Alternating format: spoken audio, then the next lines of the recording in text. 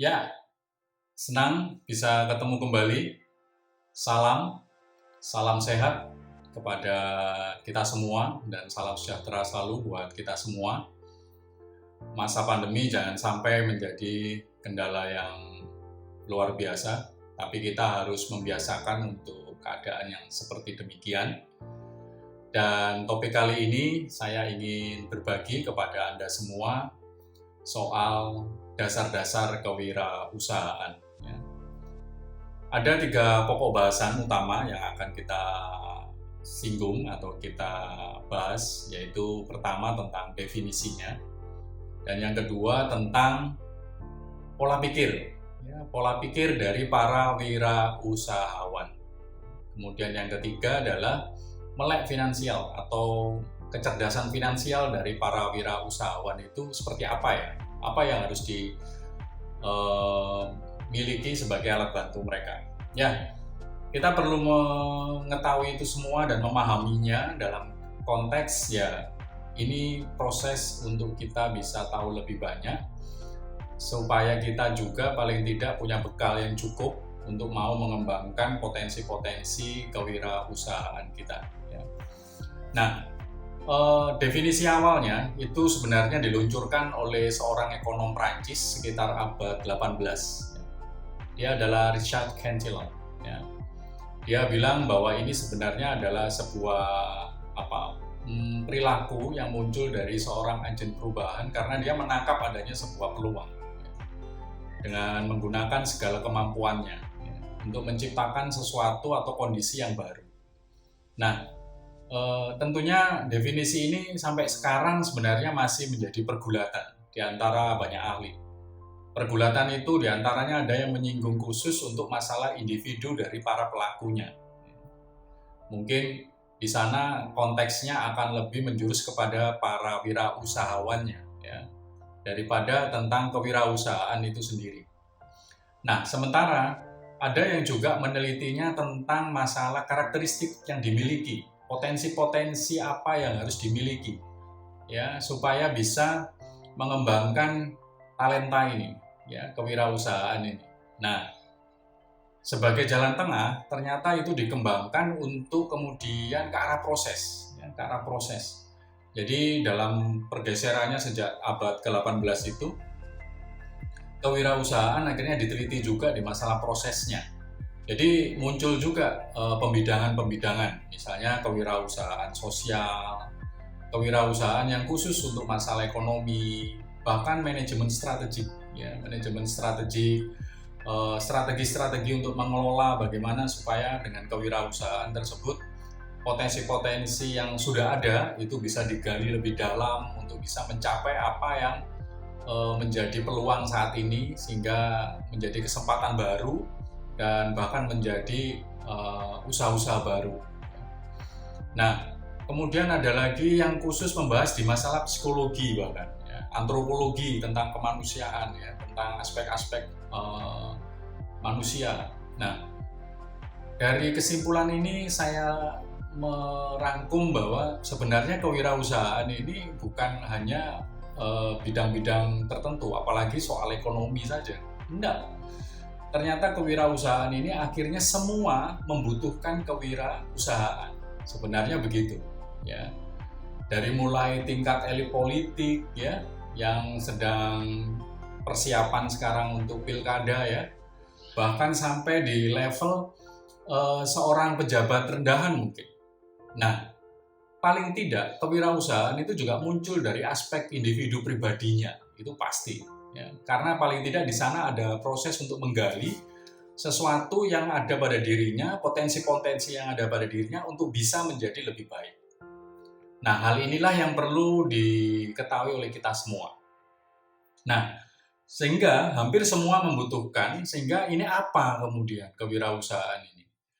Ada yang menyebutnya sebagai kemampuan, ada yang menyebutnya sebagai kemampuan, bahkan nilai-nilai ada yang menyebutnya sebagai suatu nilai, bahkan ada yang menyebutnya sebagai suatu keterampilan.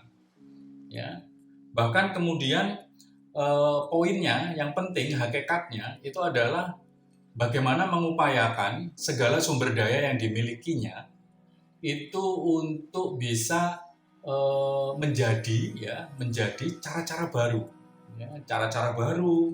Bahkan kalau perlu berbeda pun tidak apa-apa, ya, asalkan itu bisa menjawab peluang atau kesempatan yang muncul saat ini, dan pada akhirnya akan memberikan kepuasan kepada semua orang yang dilayaninya atau semua orang yang berhubungan dengan para wirausahawan ini, ya.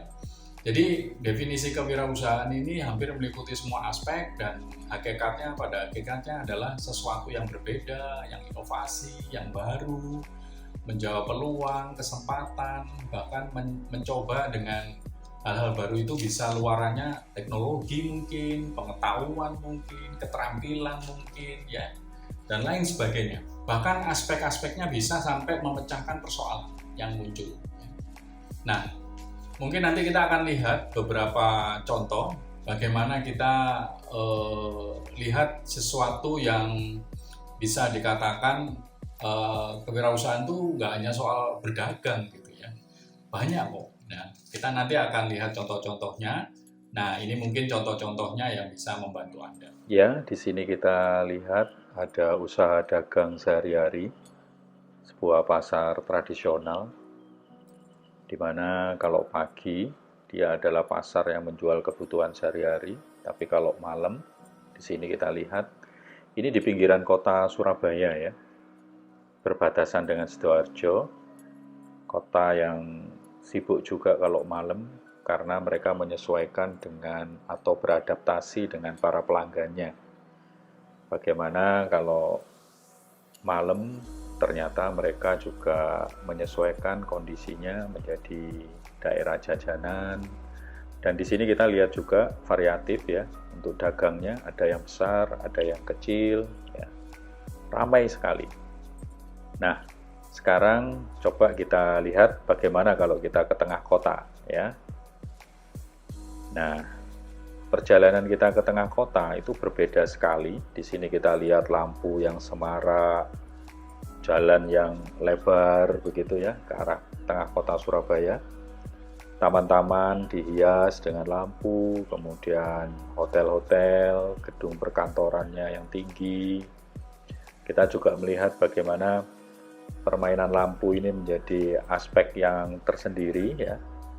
Kemudian bisnis-bisnis retail dan billboard di mana-mana kita bisa lihat. Semua ini mengarah kepada pergerakan usaha yang ke bidang jasa ya jadinya ya. Jadi tidak hanya dagang. Dan justru billboard seperti ini malah justru melayani bisnis retail yang lain. Sekarang ini luar biasa. Dan kita lihat juga bagaimana selain di tengah kota kita lihat bidang usaha yang besar, kita juga masih melihat perpaduan dengan bisnis-bisnis kecil lainnya di sekitarnya. Ya. Di sini di daerah dekat pemukiman, bisnis kecilnya juga diperhatikan, berpadu dengan pusat bisnis yang besar.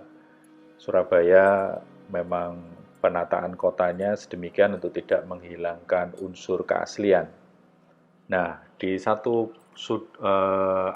tengah kota Surabaya di daerah Tunjungan, kita lihat bagaimana dibuat semarak, banyak lampu, hotel, kemudian kafe, perdagangan, kantor, itu semua memanfaatkan bangunan lama era kolonial ya. Bangunan lama ini dibuat sedemikian rupa menjadikan kawasan ini lebih unik dan menarik. Kita seperti dibawa ke Eropa. Bagaimana dulu ini adalah pusat orang-orang Belanda untuk berdagang, berbisnis, sekaligus berekreasi. Ya. Dan tempat ini sampai dengan sekarang masih, ini Hotel Mojopahit, tempat bangunan yang bersejarah juga, perobekan bendera Belanda, ya, ini ada di sini. Nah, kemudian kita bergerak ke arah kota yang dimana di sana ada, ini bangunan pemerintahan. Ya. Jadi kita bisa lihat bagaimana kawasan-kawasan tadi dipadukan dengan adanya bangunan pemerintah, kemudian sekolah. Ini di sampingnya ini ada bangunan sekolah SMA Negeri 6 Surabaya. Ya. Kemudian nanti kita juga akan lihat sebentar lagi ada, ini pusat budaya, ini pusat budaya Surabaya. Sekarang disulap untuk menjadi lebih luas, lebih terang, semua bisa akses. Monumen-monumen, ini ada selalu untuk mengingatkan kita. Semua itu dipadu, dikombinasi, diciptakan sebagai pendekatan baru. Sehingga semua itu sebenarnya untuk menarik konsumen-konsumen, investor yang lebih banyak lagi. Dan sebenarnya kita bercerita tentang kewirausahaan dan mindset dari wirausahawan. Nah, yang lainnya mungkin juga perlu kita ketahui pola pikir ya, pola pikir. Nah, soal pola pikir, sebenarnya semangatnya adalah untuk mencari peluang ya. Jadi pola pikir para wirausahawan itu ya semangatnya mencari peluang, kemudian disiplin dalam mengejar peluang itu, tapi di satu sisi juga mengukur ya. Mengukur sejauh mana aspek resiko yang dihadapi, jangan sampai terlalu rugi terlalu banyak. Jadi wirausahawan itu bukan soal nekat, ya, bukan soal nekat saja, tapi ada hal yang perlu dilakukan oleh sang wirausahawan untuk bisa mengendalikan aspek perkembangan dari usahanya. Itu perlu. Jadi diukur tahapan-tahapan dari mulai sejak direncanakan, kemudian dilakukan, terus kemudian dari proses dilakukan itu dicek, dikendalikan sama dia sejauh apa hal itu membawa dampak, apakah menguntungkan atau merugikan. Kalau merugikan harus bagaimana, itu dikurangi resiko-resikonya. Sehingga pada akhirnya kalaupun harus rugi, ruginya tidak terlalu berisiko yang sangat tinggi. Itu wirausahawan. Dan sebenarnya prosesnya itu nggak semudah juga saya menyampaikan seperti ini, tetapi yang penting adalah adaptasi. Ya. Pola pikir yang lain adalah adaptasi, fokus. Ya. Nah, kalau bisa disimpulkan ada kategori yang bisa kita lakukan penyederhanaan ya, pendekatan kepada apa yang sudah mereka lakukan. Paling tidak ada yang melakukan itu dengan cara rasional, logis. Ya. Seperti yang saya sampaikan tadi, dia mengukur mungkin dengan segala alat yang dia ketahui. Dia sangat rasional, sangat objektif, bahkan secara ilmu dia mumpuni. Mumpuni itu artinya mampu ya, mempunyai talenta-talenta yang bisa menghitung ya. Menghitung sejauh mana dia mencapai aspek resikonya. Terus kemudian yang kedua, naluri, insting, itu juga boleh ya. Dia menjalankannya dengan insting berdasarkan apa? Pengalaman-pengalaman yang pernah dia lakukan dari mulai usaha-usaha kecil-kecilan awalnya sampai kemudian menjadi besar, dia masih menggunakan pengalaman itu. Nah, yang ketiga yang sering dilakukan itu adalah pendekatan praktis. Yang biasanya dia menggabungkan antara naluri atau insting itu dengan rasionalnya tadi. Nah, inilah beberapa pola pikir pendekatan-pendekatan yang bisa dilakukan. Dan mungkin juga saya akan berikan beberapa contoh yang terkait dengan kegiatan seperti ini atau pola pikir seperti ini yang bisa kita lihat di kontekstual sekitar kita lah, ya, sehari-hari dengan kita. Ya. Kita bisa berikan contohnya. Di sini ada beberapa contoh bagaimana wirausahawan UKM mempunyai inovasi dan kreasinya dalam satu wilayah. Mereka punya berbagai alternatif ya, dari mulai cepat saji ayam dan burger, Go Chicken ini, kemudian ada potong rambut, hair dressing ya, dan juga mungkin kita temui juga di sini ada minuman jus, kemudian kebab. Dalam satu wilayah mereka berikan pilihan dan banyak aneka kebutuhan. Menarik sekali. Nah, kemudian yang nggak kalah penting lagi, pokok bagian yang ketiga yaitu melek finansial. Ya, melek finansial ini paling tidak adalah pengetahuan dan keterampilan yang harus dimiliki bagi seorang wirausahawan supaya dia kalau dikatakan sukses itu relatif bagi satu dan yang lainnya. Karena biasanya saya tahu, saya kenal para wirausahawan itu tidak mau disebut sukses karena apa? Proses mereka tidak berhenti. Ya, proses mereka itu terus berputar. Berputarnya itu ya kadang bisa menurun, kadang bisa naik, tetapi bagi mereka yang penting selama itu tidak berada di zona nyaman, mereka akan selalu bergerak, dinamis. Nah, itulah yang mendorong semangat mereka selalu ada, selalu hidup. Dan dia menghidupi semangat itu juga, terus demikian. Sehingga dia selalu harus berinovasi, harus selalu kreatif. Dua hal ini sebagai key performance-nya mereka, ya, kinerja utamanya mereka. Ya.